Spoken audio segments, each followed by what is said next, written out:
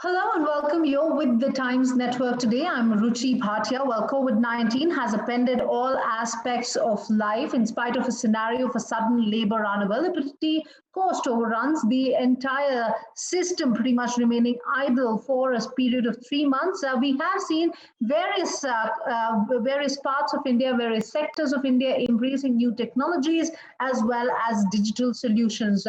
So today we will be talking about what is it that the Indian Railways has done in terms of new initiatives, including the new rail plan to bring logistics at an affordable rate, reduce transit time, improve ease of doing business in India, and of course the contribution that the private sector is going to play in this as we're talking about reimagining mobility in the aftermath of COVID 19 and the role that Indian Railways can play to in fact, reduce cost in terms of logistics, in terms of freight as well. Let's also get in a keynote speaker on board, Mr. V.K. Yadav, the former chairman of the Railway Board, today joining us. Over to you. Good afternoon, everybody. I'm extremely happy to join Hitachi Social Innovation Forum 2021. As we all are aware, the global pandemic has disrupted the economic activity all over the world. And Indian Railway has also been affected. The first time in the history, Indian Railway had to stop its passenger operation. However, Indian Railway provided transportation needs of the country by transporting all essential commodities including medicines, food grains, coal. And also Indian Railway converted this challenge into an opportunity by taking steps to modernize the railway network, complete many safety related infrastructure projects. Indian Railway has been taking many steps to see that the freight modal share is increased. Right now, the entire ecosystem of freight is around 4,700 million ton as of now. Out of that, Indian Railway is carrying around 1,250 million ton, which is approximately 26%. By 2025, this freight ecosystem is likely to increase to around 6,500 million ton, and by 2030, around 8,500 million ton. Indian Railway has envisaged that by 2030, Indian Railway should carry around 45% of the freight, that is around 3,700 million ton, which means Indian Railway is envisaging by 2030 it will carry 3 times freight as compared to the freight being carried today.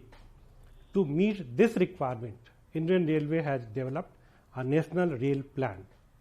The National Rail Plan 2030 envisages the development of infrastructure in such a way that this infrastructure which is developed in 2030 should be able to take care of all the traffic requirement till 2050. And as part of NRP, we have issued a document, Vision 2024, and that document envisages that by 2024, a railway will develop infrastructure in such a way that it will be able to cater to the requirement of traffic up to 2025. Indian Railway has taken massive steps to modernize its entire network, which includes new signaling system, the modernization of rolling stock, multi-tracking of all its network, especially the high density network and highly utilized network. Railway has also decided that it will electrify the entire network, and by 2023 the entire network will be electrified and all the trains will run on railway electrification. Indian Railway has also envisaged by 2030 entire its electricity requirement for running the trains will be met from the solar energy, and Railway has already taken steps to install solar panels. So Railway has envisaged that by 2030 there will be absolutely no carbon footprint, and there will be no carbon emission as far as railway operation is concerned. So railway has taken a step to completely modernize its network and see that by 2030 its modal share is increased to 45% and railway is able to provide a modern services to its passenger, modernize its network. And the companies like Hitachi and other private sector companies, they are really playing a very important role as a partnership, private-public partnership for with the Indian Railway to modernize its network. Thank you very much, ladies and gentlemen. It was a pleasure addressing this forum. Over the next 40 minutes, we have a whole host of speakers joining us.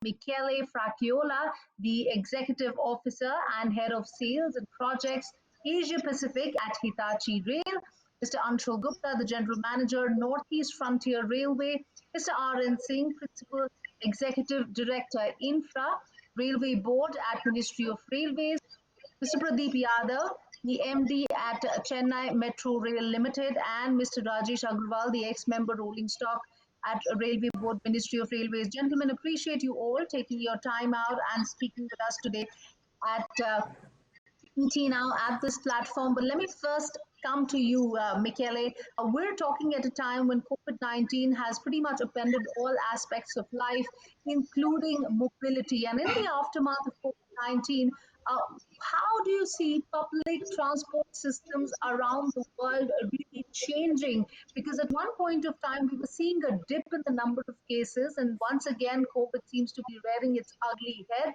So help us understand in the aftermath of COVID-19, how are we looking at mobility and how is mobility set to change?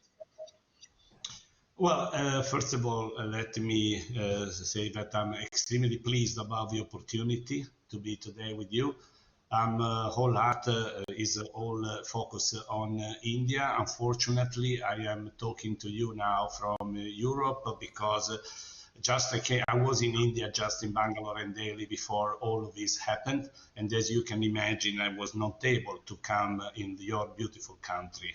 I would like to say that my helicopter view as Hitachi goes beyond the area that I look after, which of course has a strategic key area India, but also is overlooking the strategy, also starting behavior in Europe and in Americas.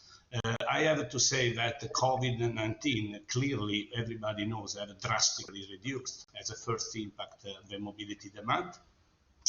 Nevertheless, we believe that is coming back. The phenomenon that we should be looking at is a phenomenon in which we probably have to avoid to talk about average number, but we have to look also about the composition of who are the people that actually are coming back sooner rather than later. I give an example. In all the world, we are experimenting behavior with releasing lockdown, where potentially the lower income population are the ones that go for the need immediately back into mobility because they don't have the luxury to stay at home, as most can enjoy smart working and so on. That is also an important element for us to potentially not thinking that the mobility is not going to be the key element of the future. We have to look and improve, but also how to prioritize the investment in such a direction. So in nutshell, I have to say mobility of the future will have to gain back mobility demand by basically changing the modal shift. There should be a modal shift between the private transport and the public transport. So overall, the mobility will be reduced, but we are going to have a big change by the drastic reduction of the use of private car. Of course, that has to be created by a different kind of solution for which we have a clear roadmap we would like to share and deploy in India together with you. Right. Right. In fact, I will be talking about some of the points that you've raised in just a while from now. But Mr. Gupta, if I can come to you and begin by, and let's take this discussion forward. We're in the midst of the pandemic. During this time, we have seen the Indian Railways continue with a lot of efforts, whether it was on the freight front or whether it was on the modernization front as well. Help us understand while we're in the midst of it, how is the Indian Railways, of course, reimagining mobility in the aftermath of COVID-19, when the big focus, of course, now is going to be on safety, is going to be on hygiene, is going to be to ensure that the end solution should be the one that is focused on the customer.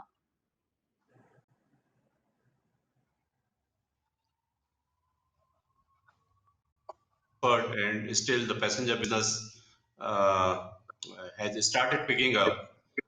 Still, we have to start operating a number of passenger trains. But in the process, we developed new systems, new procedures. Even we re-engineered our processes. Like digitization is another the one of the area which came in a very big way. It helped us also. In fact, we gained in terms of freight business. As you know that not only the mobility has improved for the freight, it is nearly Hmm. doubled. It is hovering around the 50 kmph, which used to be 25 or so. And even we are now touching or may surpass the last year's loading performance by the end of this month. And a lot of aspects from the uh, we could touch, like farmers income, the lot a number of this kisan whales, they made such a deep impact. I can talk of this northeast region, which was not known for you can say exporting its produce. Nobody could knew that in the northeast frontier region it produces kiwis or any other such exotic varieties of fruits and the Right. fruits. So now maybe you can say that post-COVID, we could trace and produce those market linkages using rail-based transportation. And now, Absolutely. so these are the things which by developing new processes and other things, not only the mobility has improved, new business areas we could found, Hmm. and I think this has made a big impact in a positive way. Mr. Singh, if I can come to you, COVID-19, of course, has, put in a lot of opportunities ahead of us. At a time when we did not see much of passenger traffic, the railways thought that the time was opportune to relook at the scope of freight and make it the primary source of revenue. I want to understand from you on the key challenges that you faced in the initial days, and how from there on you're going to kind of scale it up. If you see immediately after the mm, lockdown related to COVID, it was a very challenging time. For 1 month, there was a complete shutdown, be it passenger business and freight business was also almost shut down, barring the movement of essential commodities. And when there was partial, unlocking, so it came as a huge opportunity for Indian Railways because there were still restrictions on movement of passenger trains.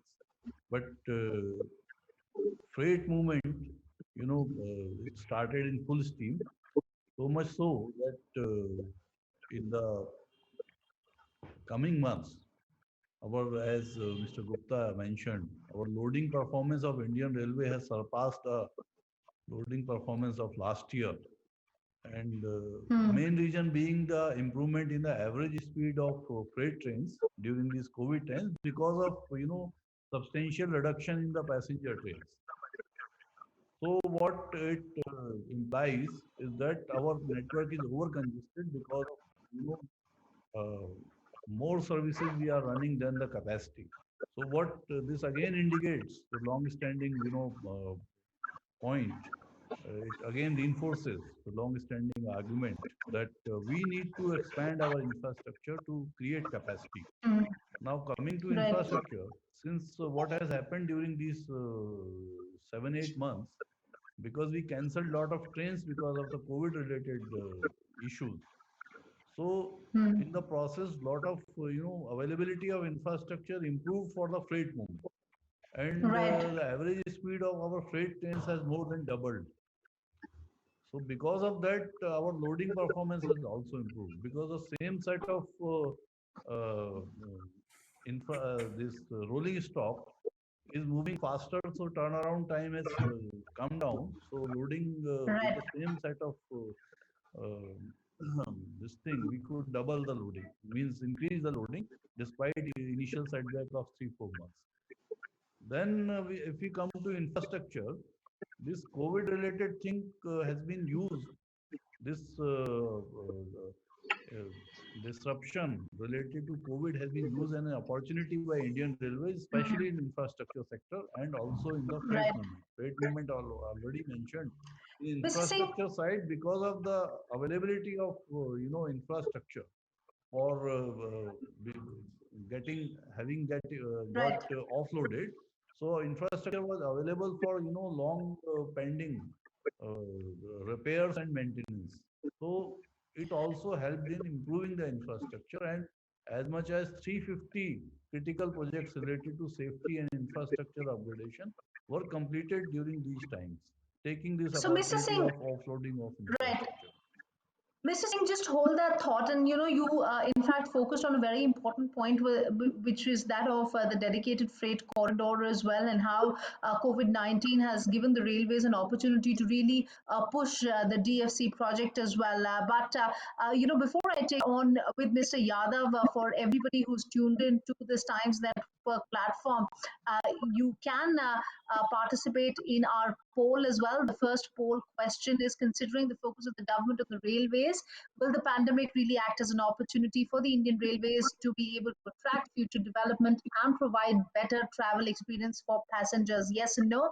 Keep putting in your answers. But Mr. Yadav, we were discussing about the role of the role of the dedicated freight corridor, and how we can kind of pump prime the dedicated freight corridor as well in a big way to not just attract new streams of traffic, but also attract better revenue for the railways.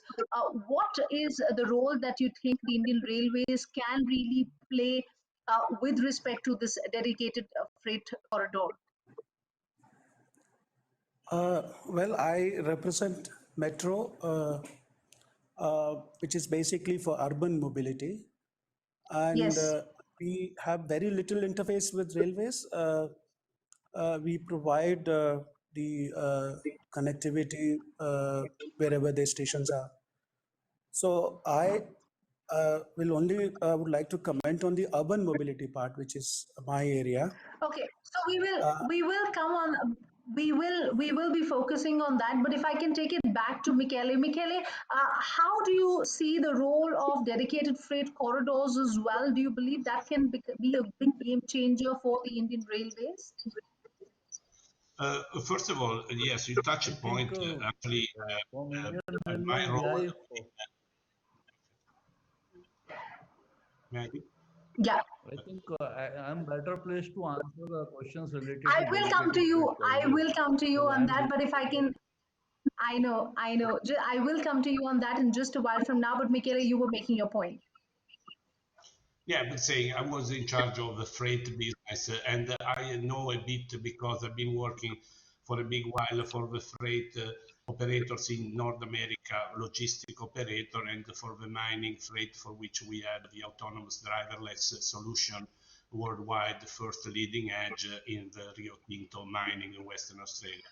All I can tell you is that from an income perspective, sustainability and the criticism of the freight in India is absolutely important. Second, clearly you want to achieve coherently the environment targets by taking trucks out of the road and make safer that. In addition to that, I think that my colleague can explain better what are the strategy that I don't know, but I expect that the next breakthrough will be just to basically improve the level of service such as reliability, estimated time for arrival, and the last mile and the breaking of a load, which means to build around the freight corridor areas where you can have terminals and have a seamless distribution in a way that you can actually make more attractive.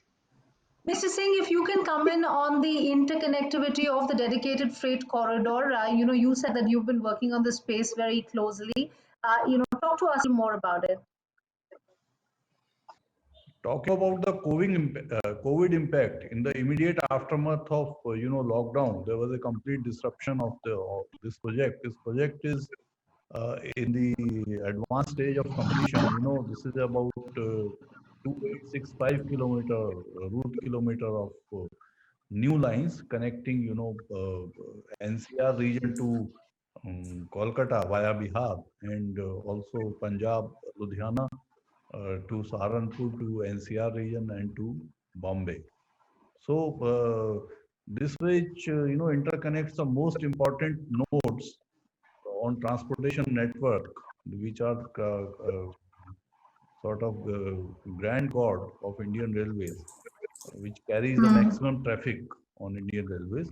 The purpose of these corridors was to shift the Indian Railways major freight movement on these two sections to DFC as a Right. freight alone lines, and it was considered that it will offload the Indian Railway tracks on one side, because Miss, improving the passenger services, and right. on dedicated freight corridor there will be very swift and dedicated movement of freight trains. So after the Miss, 1 month of COVID related lockdown, we sought mm, relaxation from the state government to resume the work on this project. So this work was resumed on this project very soon. I mean, after even 1 month, even right, through the right, right, lockdown period, with the cooperation of state government. And then there was a major push given with complete cooperation from state governments and other agencies. And because of quick mobilization and other things, labor came back. So we could right. increase the capex Let me get on DFC project.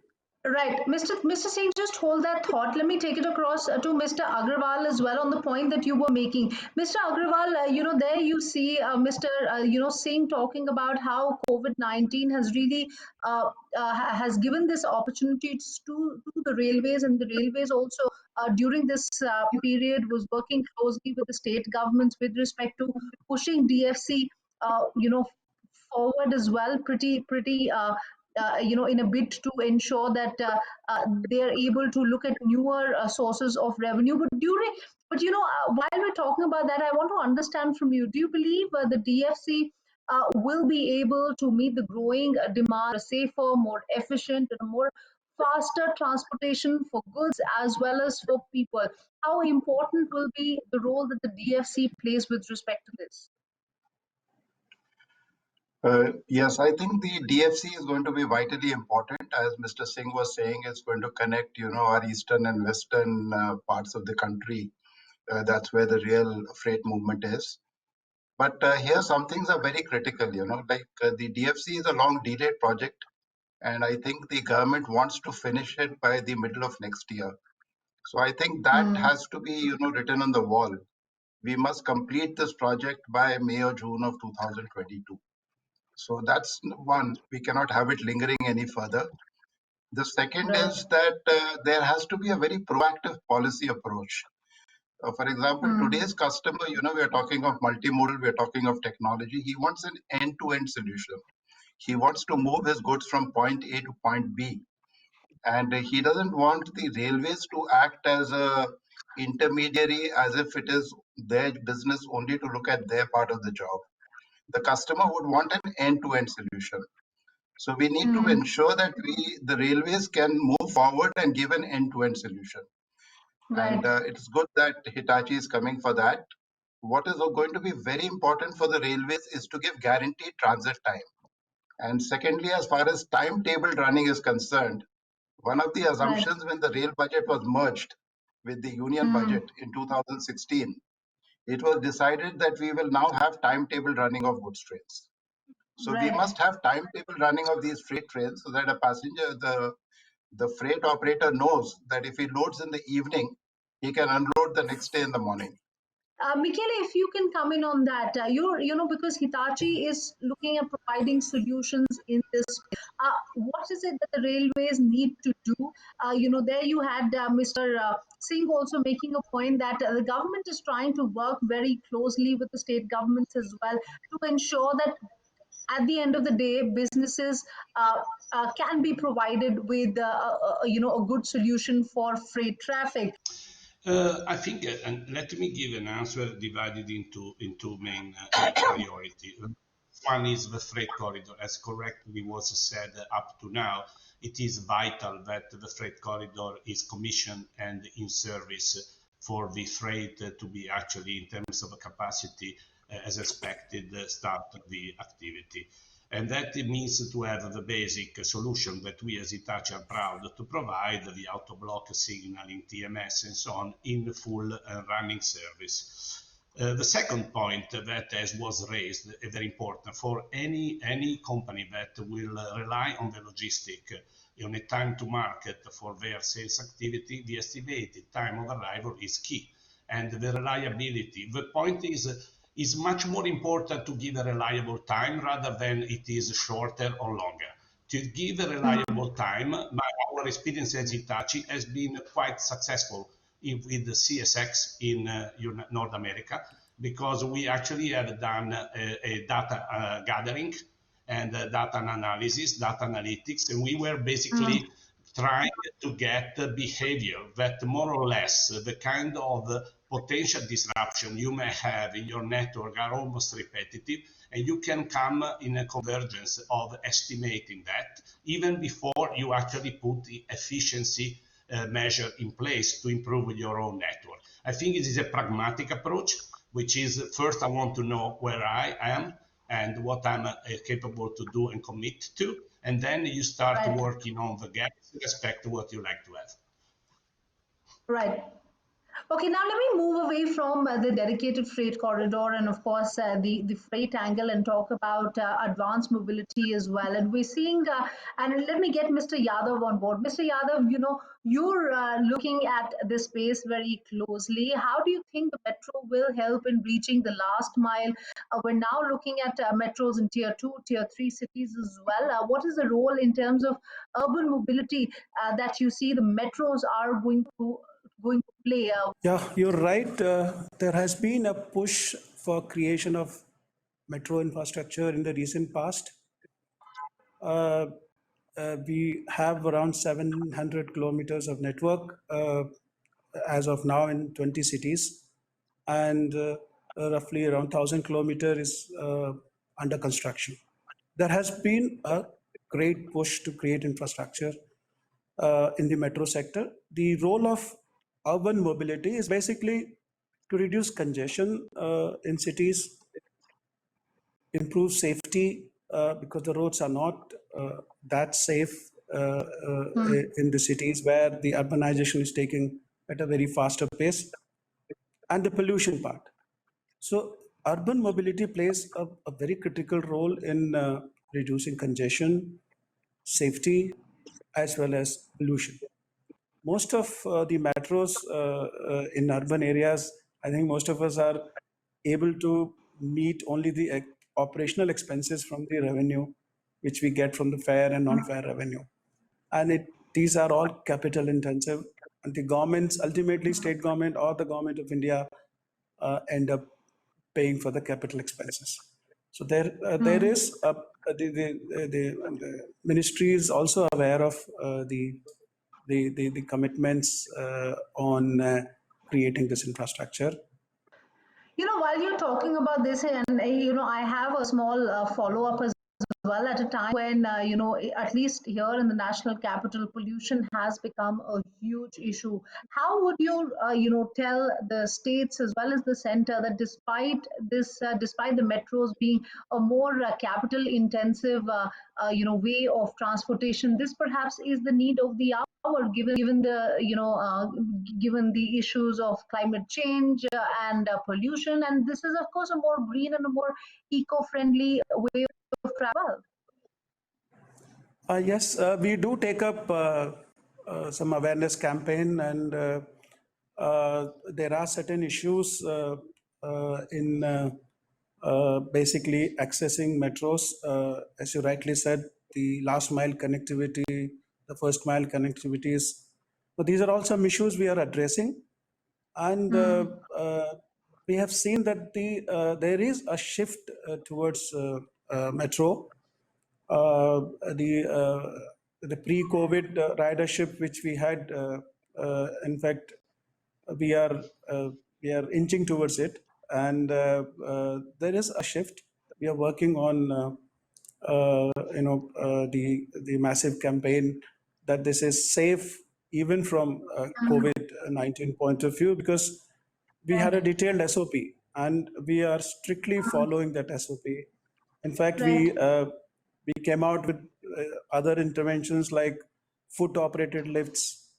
We Yeah. had a special disinfectant which are more effective. We actually gave a lot of attention to the quality of air inside underground stations and the trains. So we have taken a lot of efforts on ensuring safety, particularly post-COVID period, and that Right. has helped us in winning over their confidence in getting back to metro. Right. Absolutely, Mr. Yadav. In fact, before we move any forward, here's the second question for all those who've tuned into the Times Network right now. Our second poll question for today is: will the eco-friendly multimodal transportation to connect cities add value, add social value to the common man's life? Yes or no? Do keep sending in your answers. But Mr. Singh, if I can shift focus from the two issues that we've discussed so far, that of the dedicated freight corridor as well as the advanced mobility through metros, and focus on one of the points that we have seen the previous speaker raising as well, and that of the railways uh, being a more capital intensive way of traveling. The government has also now come out with the national rail plan as well. Is the Indian Railways financially prepared to really support this vision document that we have so far? And tell us how the passenger numbers are set to now exponentially rise in the times to come, and how will the Indian Railways compete with road transport airlines that are posing stiff competition? They are government's objective of improving the modal share of railways both in passenger segment as well as freight segment is very clear. Worldwide, railway transportation is considered eco-friendly as well as green transportation. And Europe is also switching over more and more to railways for transportational needs. So keeping in mind that there has been a huge push for proliferation of railway infrastructure, and other is that to create capacity ahead of demand, so that we again don't lose that modal share once we recapture it. So overall purpose is to rebalancing the modal share of transportation, which of in the last few years, railway has been giving heavily to road sector because of various reasons. As Mr. Agarwal pointed out, end-to-end solution is one part of the strategy where one entity, be it in DFC, they will be responsible for moving the cargo from doorstep to doorstep. They will integrate in between. Multimodal logistics services will be integrated by the service provider. Means they will not only give service on the DFC, they will also provide Right. doorstep service. So that will help them in improving their modal share. And National Rail Plan, plans for the complete infrastructure setup. It envisages what more capacity creation and new lines, doubling, gauge conversion works are Right. required to be done on the existing network, as well as at which points we must have multimodal, interconnectivity with Right. ports, be it road Mm. sector or Let me get inland waterways. Right. Let me get Mr. Gupta also in on that. Mr. Gupta, of course, while we're talking about better interconnectedness as well, the government has put out this national rail plan, the vision document really, and talking about how the passenger numbers are going to rise exponentially in the coming years. However, we see the railways facing a very stiff competition from road transport, from airlines. How do you think the Indian Railways is going to emerge victorious? Yeah, thank you. This COVID pandemic and the last few months have taught us a lot of things. And as Mr. Singh has also mentioned, the multimodal transportation is the need of the hour. And when we talk of this thing, special emphasis on Northeast Frontier Railway, it's a big change in the thinking of even the state governments. Earlier, most of Mm. these state governments they were focusing on passenger transportation, but now every state government they are talking of how we can create this multimodal transportation system to carry their produces to other parts of the country or even abroad. So that's how now we have created market linkages. We are tying up with the inland waterways. We are tying up with if we talk of tea industry or rubber industry, we already started tying up with the logistic players. We already working in this field using road and the last mile operators. So there is a shift, modal shift we are seeing from road to rail. It's already started taking place because now whether it's a customer in the south or east or west, they also want that not only their cargo reaches safely, but also within a guaranteed time period. So we have already initiated like transport systems like Kisan Rail and others think that the new demands are coming that how we can improve our rolling stock so that their produces which are perishable can be transported like air conditioned VPs or coaches, even like for tourism, a lot of focus has come up, and we have now already identified 4 or 5 sections on this railway where we will be running tourist trains. That's what we are working for, whether it's the transportation of the cargoes or tourists. So Right. we are working on new models now. Mm. Right. And this is a question that I want to pose to you as well, Michele. We're seeing Hitachi offer varied solutions in this space at a time when the Indian government is looking at privatization as well as modernization of the Indian railways in a big way. What do you think is the role that the private sector can really play in bringing the confidence back as far as railways as a mode of travel and transport is concerned? Not to say that people don't have confidence, but I'm just saying in terms of better services that we can really look forward to what the Indian Railways has to offer. Look, first of all, I have so much respect for Indian Railway because I think in terms of the competence, it's probably the highest competence I ever seen in an operator in rail.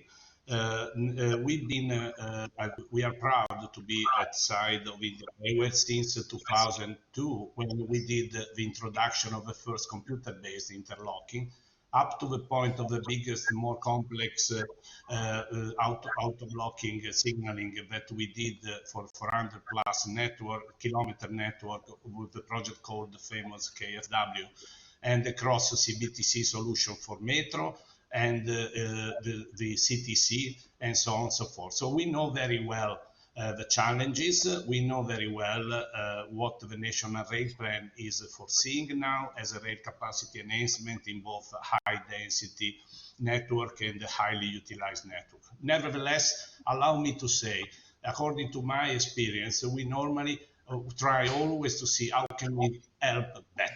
Because let's face it, some numbers. The reality is that the term, if you have around, and forgive me, my colleagues, because I may be wrong in my numbers, but 65,000 kilometers of rail and only maybe a 2,000 now going to be approaching the highest safety standard to increase the throughput, the TCS level 2. means that if we are going to do, since this technology was available on the market, with the pace that has been in the last decade, it's going to take 20 years to modernize. So I take the point of the decision of Indian Railway, a smart point of trying to privatize to get agility in order to have a fast pace in achieving modernization. Clearly, in my personal opinion, has to be self-reliant to the possible extent. So we understand that, and as a strategy of Hitachi, we would like to increase our footprint in locally in India to be a partner of a selected local player for this. Michele, it's interesting that you've spoken about being self-reliant, and if I can get Mr. Yadav in on that, there's a big push for Atmanirbhar Bharat for even as we want more private players to come in the in this space in the railway sector. Talk to us about how is what kind of support do you think we should give to the Indian industry as well, and to all the private players that are looking to come into in the railway space? What kind of push in terms of government actions is the need of the hour? This pandemic actually has made all of us think about, becoming Atmanirbhar, and particularly rolling stock in metros. If you see, we were dependent on other countries. Now that we have two, three companies which have started manufacturing rolling stock here. There are other systems like signaling and other advanced systems where we are still struggling, and some of the metros have started collaborating with public sector or even private sector companies to work on some of these components, so that in recent future we at least become Atmanirbhar. There is a conscious approach to work on those components, but yes, there's a long way to go, particularly in signaling and a few other advanced components. PST is one of them, platform skin doors. But there is a work going on. DMRC has already started working on automatic train supervision system, and NCRTC has already started working on PST. So there are attempts. Chennai Metro has also been collaborating with a few companies to produce some of those components, and we help them in design, testing, and we provide our infrastructure to work on those infrastructure. Right. Mr. Agrawal, if you can come in as well, we're talking about privatization in the railway sector, way to improve services for the common man. However, if you look at for the industry, there is, of course, a lot that needs to be done as well. Talk to us about the fact that even as we're looking to become more Atmanirbhar, more self-reliant, what kind of support would you see coming in for the private sector from the government's end? I think it is vital to work together. You see, as far as the privatization process is concerned, even if the private sector is to run a train on Indian Railways, there will still be the station master, there would still be the control office, there would still be the driver, there would still be the guard. There is a lot of legacy associated with the already running of Indian Railways. So it's more a question of joint management. So it's a question of, coming together. We need the private sector because they can invest, they can get rid of some of the bureaucratic deficiencies, and very important, like Hitachi, they can bring in technology, and all that is absolutely vital. But as far as the railways is concerned, we've been running it for 170 years. There is a lot of legacy associated with its operation. There's an ecosystem. So at this stage, we cannot just swing from one extreme to the other extreme. As of now, there has to be a joint management of a set of people who can actually do the change management. The change management here is absolutely critical. You cannot go from one, saying that this situation is bad, we are going to the ideal. That's at the opposite extreme. The change management is going to be critical. As far as freight is concerned, we talked of the dedicated freight corridor. We need the private sector to come in. You see, in 2019, we got the private sector to participate with us in a huge, huge way, where we grew the industry by $1 billion year on year for at least Right. 2 years. And that could not have happened unless the private sector came with us. So we brought in, a complete paradigm shift in the movement of freight and in the movement of passenger. I think this process needs to be taken further. This process needs to be taken ahead as far as trains are concerned, as far as passenger train operation is concerned. Whether we want to become Atmanirbhar or whether we want to just improve mobility or whether we want to serve the needs of the country. As you rightly said that we have these projections, but is it really going to happen? I mean, is the rail going to be able to take over what the road or the airline has to offer? You see, we have to do a fundamental shift in our thinking. On that note, let me also get Mr. Anshu Gupta on board. I would like to know from you, sir, your viewpoint regarding the modernization of Indian Railways, especially from the point of view of electrification, upgradation of rolling stock, as well as lowering the carbon footprint for the Indian Railways. Over to you, sir. Our aim is to increase our modal share by 2050 to 45% from current 28%. For this, we need infusion of lot of new technologies and electrification of entire railway network, which will reduce the footprint also. So that's our target, and we hope that in next 2 to 3 years, this electrification is completed. So next comes the how we create those capacities by which we can carry that kind of traffic or demand which will arise say till 2050. For that we have a vision 2024 as well as this NRP, and under that vision we have to improve our infrastructure, invest in infrastructure for increasing carrying capacity, increasing our maintenance capacity, and the way we move the traffic. So under that, the important things I would just like to say that like signaling is one of the important, because it's the least the lead time by which you can create or the additional capacities, even doubling the same within next few years. The important projects under signaling is train control system, automatic train control system. Earlier we were thinking of European train control systems, but now we have developed our own indigenous train collision avoidance system. So works have already been approved on 35,000 kilometers of section, and within, I think by the end of this year, entire Indian Railways will have approved TCAS, and our target is to complete HDN, the high density network, as well as important highly utilized network by 2024, and entire Indian Railways by 2030. The important aspect with the TCAS coming in picture is to make operations very smart. Now, another aspect for smart operations is to induct a centralized traffic control system. It's a very unique and international system. And I'm happy to say that a few of Indian companies have also developed the CTC, as we have done the TCAS, and the indigenous technology as well as the imported technologies we can adopt on Indian Railways as per our systems.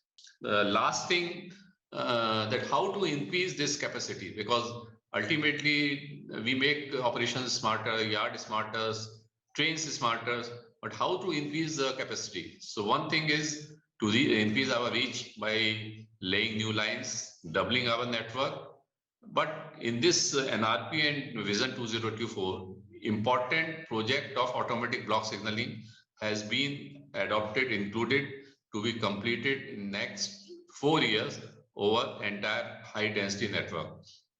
And we hope that in next this 4 to 5 years, this capacity which will be created can cater to the likely increase in demand next say 10 years or so. So those are the few modern technology projects which we are going to adopt. Apart from there, artificial intelligence based predictive management system of railway assets is also under pipeline, so as to decrease our operational cost also. So we hope that by adopting these modern technologies, or you can say the future technologies, we will be able to not only cut the cost, but carry more traffic. That's the objective of National Rail Plan as well as Vision 2024. But on that note, it's time to wrap up. So let me thank all of you joining in today, and also, of course, our speakers, Michele Fracchiola of Hitachi Rail.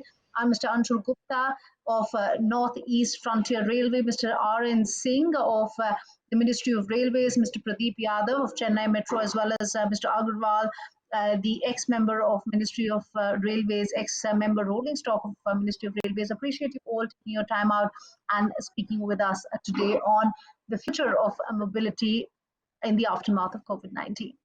Thank you very much.